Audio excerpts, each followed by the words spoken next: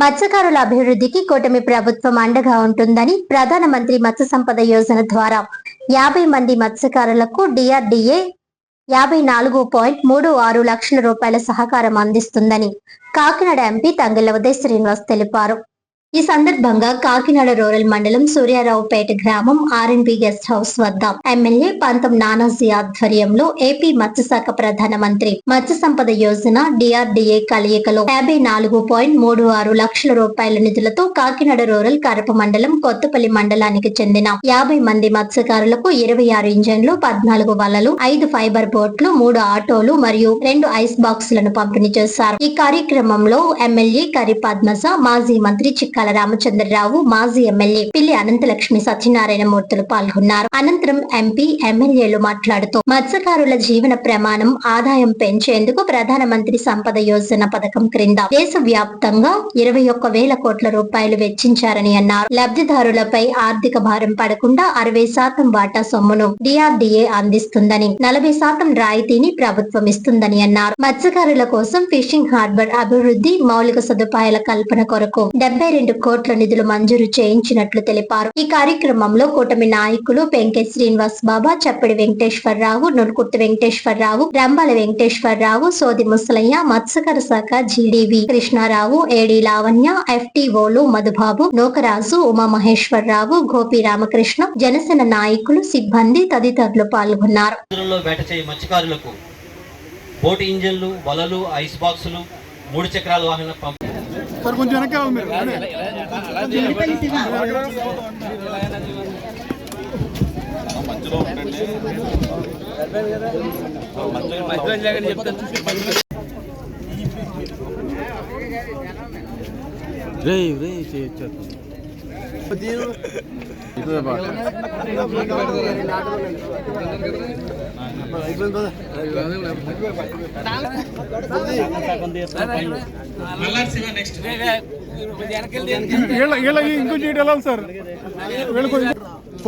నాయకులందరి సమక్షంలో ఈరోజు మత్స్యకారులకి పిఎం ప్రధానమంత్రి మత్స్య సంపద యోజనలో వచ్చే సబ్సిడీ బోట్స్ కానివ్వండి, ఇంజిన్స్ కానివ్వండి, ఆటోలు కానివ్వండి, ఐస్ బాక్సెస్, నెట్స్ ఇవన్నీ కూడా ఇవ్వడం జరుగుతుంది.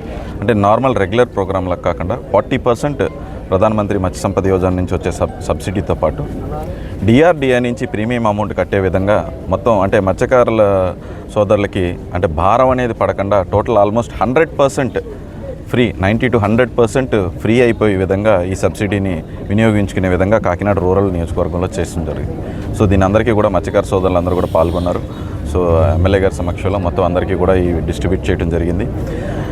మత్స్యకారులకి ఆల్రెడీ ఈ కూటమి ప్రభుత్వం వచ్చిన తర్వాత ప్రధానమంత్రి గారు ఈ స్కీమ్లో అండ్ చంద్రబాబు నాయుడు గారు, పవన్ కళ్యాణ్ గారి నాయకత్వంలో ఓన్లీ ఫిషర్మెన్ బెనిఫిట్స్ కోసం, వెల్ఫేర్మెంట్ కోసం, అప్లిఫ్ట్మెంట్ కోసం ఇప్పటివరకు 21,000 కోట్ల రూపాయలు దేశవ్యాప్తంగా ఇవ్వడం జరిగింది.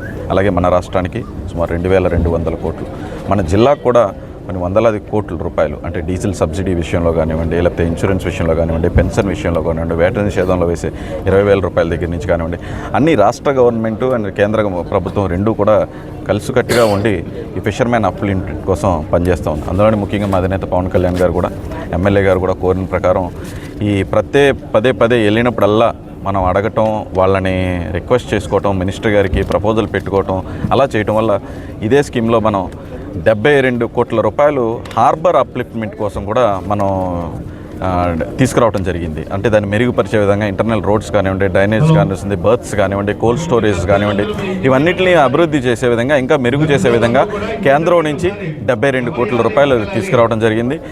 దానికి సహకరించిన మన ఎమ్మెల్యే గారు కానివ్వండి, దీనికి నాకు ఎప్పుడు హెల్ప్ఫుల్గా ఉన్న మా అధినేత పవన్ కళ్యాణ్ గారికి కూడా ఈ సందర్భంగా నేను కృతజ్ఞతలు తెలుపుకుంటూ ఇంత చక్కటి అవకాశం ఇచ్చే అవకాశం వచ్చినందుకు మీ అందరికీ కూడా ధన్యవాదాలు.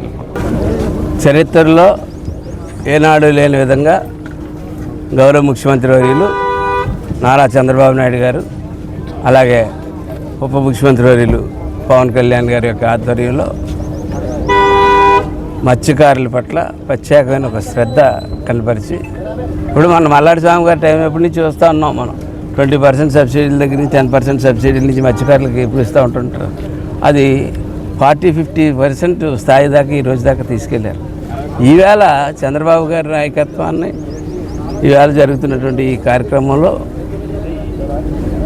100% సబ్సిడీ అన్నది మత్స్యకారులు ఉపయోగించే సామాన్లు ఏదైతే ఉంటాయో వేటకెళ్ళినప్పుడు ఉపయోగించే బోట్లు కానీ, తర్వాత వలలు కానీ, ఇంజిన్లు కానీ, అలాగే రేపొద్దుట ఐస్ బాక్సులు వచ్చిన తర్వాత సరుకులు నిల్వ చేసుకోవడానికి ఐస్ బాక్స్ కానీ, ఆటో ట్రాన్స్పోర్టేషన్కి ఆటోలు కానీ, ఇటువంటి డీజిల్ కానీ, ఆటో కానీ, ఇటువంటి కానీ ఇవన్నీ కూడా పూర్తి స్థాయి 100% సబ్సిడీతో ఇవాళ డిఆర్డిఏ 60% పెట్టుకుని 40% ఫిషరీస్ డిపార్ట్మెంట్ పెట్టుకుని 100% సబ్సిడీతో కాకినాడ రూరల్కి ఇచ్చినందుకు ముఖ్యంగా ముఖ్యమంత్రి గారికి, ఉప ముఖ్యమంత్రి గారికి ధన్యవాదాలు తెలియజేసుకుంటున్నాను.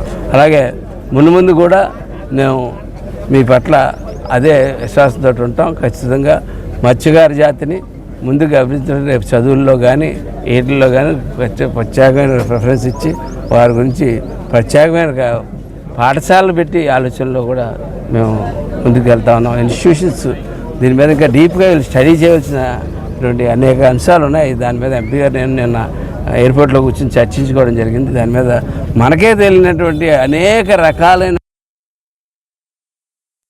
అవన్నీ కూడా నెక్స్ట్ సెషన్స్ టైంలో వెళ్ళి అక్కడ కూర్చుని అవి తప్పకుండా అవన్నీ పట్టుకుని వస్తామని చెప్పి తెలియజేసుకుంటూ సెలవు తీసుకుంటాను.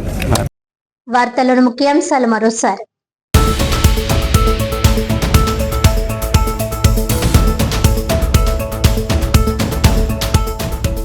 ప్రధానమంత్రి మత్స్య సంపద యోజన ద్వారా 50 మంది మత్స్యకారులకు 54.36 లక్షలతో డిఆర్డిఏ సహకారం అందించిన కాకినాడ ఎంపీ తంగెళ్ల ఉదయ్ శ్రీనివాస్.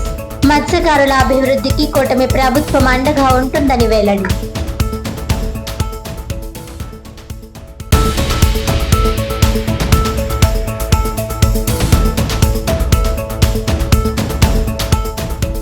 పీజీఆర్ఎస్ లో అందిన అర్జీలను ప్రత్యేక దృష్టితో సత్వరమే పరిష్కరించాలి.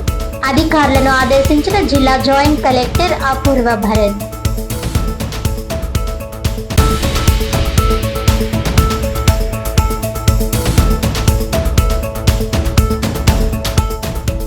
జిల్లాలో ఘనంగా దివంగత మాజీ భారత ఉప ప్రధాని డాక్టర్ బాబు జగజీవన్ రామ్ జయంతి వేడుకలు.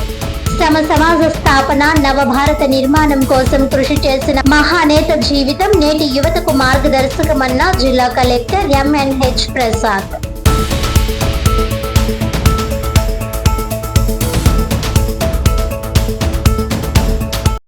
ఈనాటి వార్తలు ఇంతటితో సమాప్తం. తిరిగి వచ్చే బులెటిన్ లో మళ్ళీ కలుద్దాం. అంతవరకు సెలవు. నమస్కారం.